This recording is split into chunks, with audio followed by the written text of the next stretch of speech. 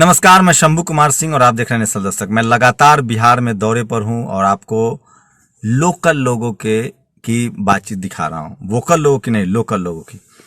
आज मैं लोकल लोगों से बात कर रहा था, सोशल मीडिया भी देख रहा हूं। सोचिए बीजेपी किस तरह की पार्टी है और किस तरह से लोगों को बहकाती है। जिस तरह से तेजस्वी यादव की रैली आज डुमराव और शाहपुर की रैलियों की भीड़ देख लीजिए, तो उनकी रैली में जितनी संख्या में भीड़ जुट रही है वो अकल्पनीय है।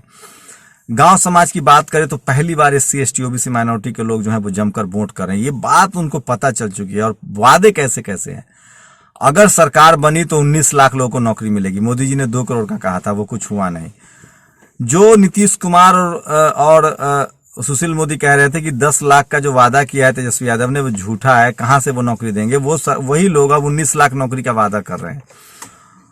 उस पर से सबसे बड़ी खबर यह है कि उन्होंने कहा है कि हम बिहार के लोगों को फ्री में कोरोना वैक्सीन देंगे। ये बात तो तय है कि कोरोना की महामारी बिहार में फैलने वाली। जिस तरह से रैलियों में भीड़ जुट रही है, जिस तरह से डिस्टेंसिंग नहीं है, बीजेपी के कुछ बड़े नेताओं को कोरोना हुआ है, उस तरह से साफ है। लेकिन ये वादा देखिए, क्या पश्चिम बंगाल के लोगों को नहीं देंगे? वहां भी चुनाव होगा तो वहां देंगे।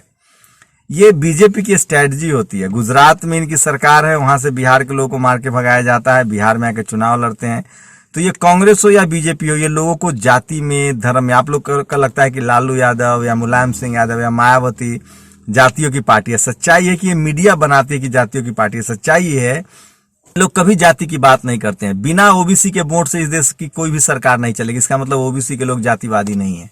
वो कांग्रेस को भी वोट देते हैं, बीजेपी को भी वोट देते हैं, मायावती को भी देते हैं, अखिलेश को भी देते हैं। इस देश में शेड्यूल कास्ट के वोट के बगैर किसी की सरकार नहीं बनेगी, लेकिन उनको लोग जातिवादी कहते हैं, जबकि वो सबको वोट देते हैं। इस देश में जातिवाद जो करता है वो सवर्ण समाज करता है।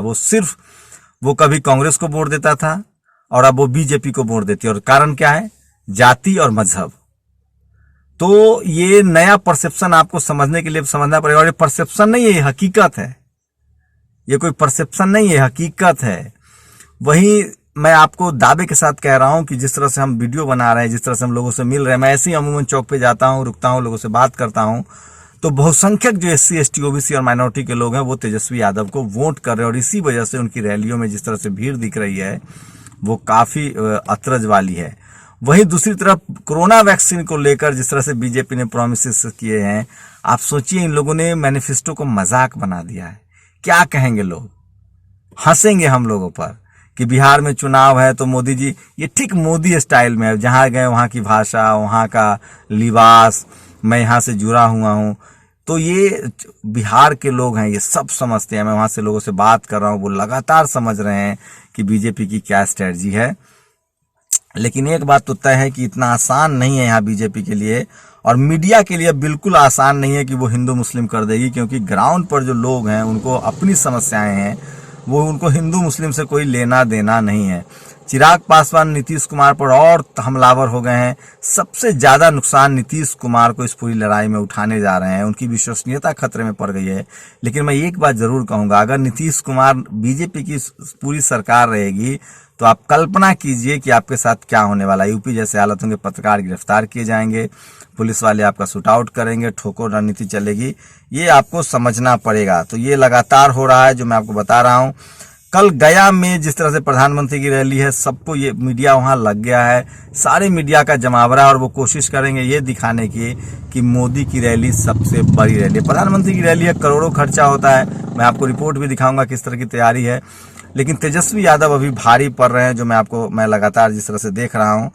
तो ये अभी तक की सारी बड़ी खबरें थी। लेकिन ये बात साफ है कि रिपोर्ट्स की माने तो बिहार चुनाव नीतीश राज में 10 साल में अपहरण 3 गुना, मर्डर भी बढ़े।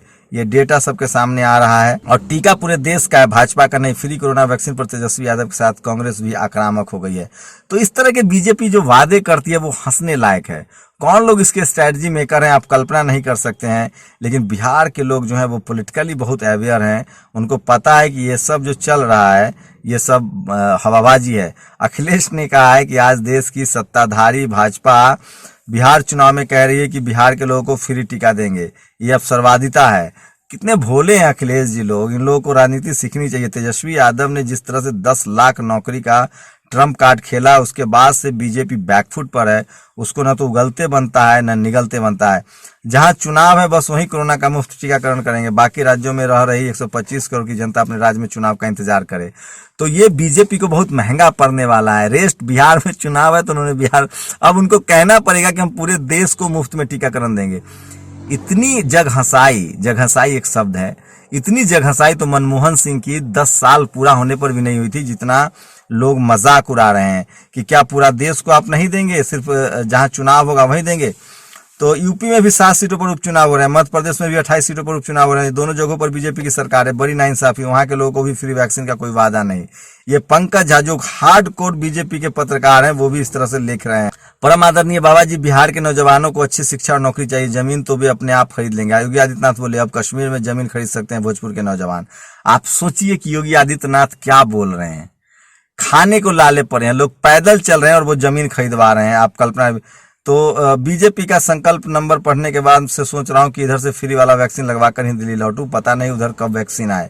अजीत अंजुम जो कि बिहार दौरे पर, उन्होंने लिखा है, तो लगातार उस प्रोमिसेस को लेकर लोग जो हैं वो मजाक उड़ा रहे हैं। और योगी के इशारे पर दलित समाज को दाऊद इब्राहिम का एजेंट बता रही है भाजपा ने कहा वाल्मीकि समाज ने आईएसआई से पैसा लेकर धर्म परिवर्तन किया, भाजपा के राज में दलित सुरक्षित नहीं। तो जिस तरह से वाल्मीकि समाज को लेकर है। और साक्षी जोशी लिखती है, बताइए बीजेपी बिहार में वादा कर रही जीते तो वैक्सीन मुफ्त देंगे। मेरा सवाल क्या है, वैक्सीन बीजेपी की जागीर होगी? मेरी टिप्पणी पहले तो बना लो।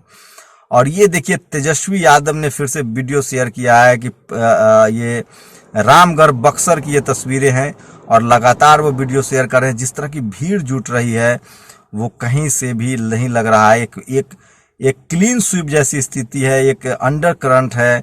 और हो राजपुर में तो देखिए 12 सभाएं तेजस्वी यादव कर रहे हैं। एक हेलीकॉप्टर जो है वो बीजेपी पर भारी पड़ रहा है और उनके सारे फैसले गलत पड़ रहे हैं। लेकिन एक बात तो है, बीजेपी जिस तरह के प्रोमिसेस करती है उससे तो उनकी विश्वसनीयता खत्म होती जा रही है।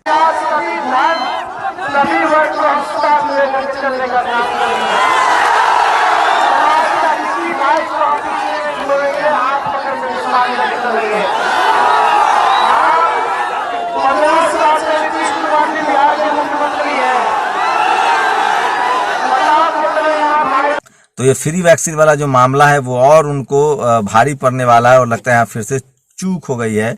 और फिलहाल बिहार की जनता जो है वो बदलाव की तरफ बढ़ रही है। मेरे वीडियो देखते रहिए। नेशनल दस्तक पर लगातार हम आपको लोकल लोगों की आवाज सुना रहे हैं, जो गाँव में रहते हैं, जो कस्बों में रहते हैं।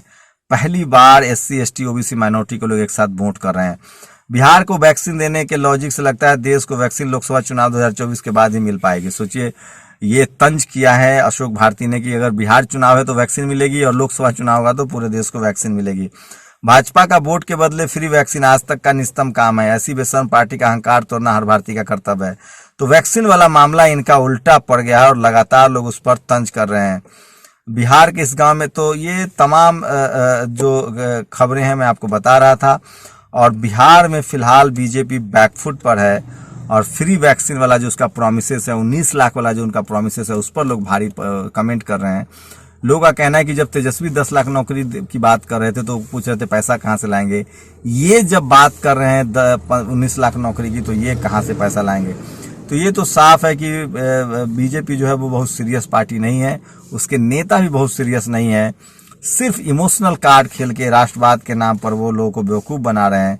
लेकिन बिहार के बारे में फेमस है कि उड़ती चिड़िया को यहाँ के लोग हल्दी लगाते हैं। राजनीतिक रूप से बहुत सचेत है।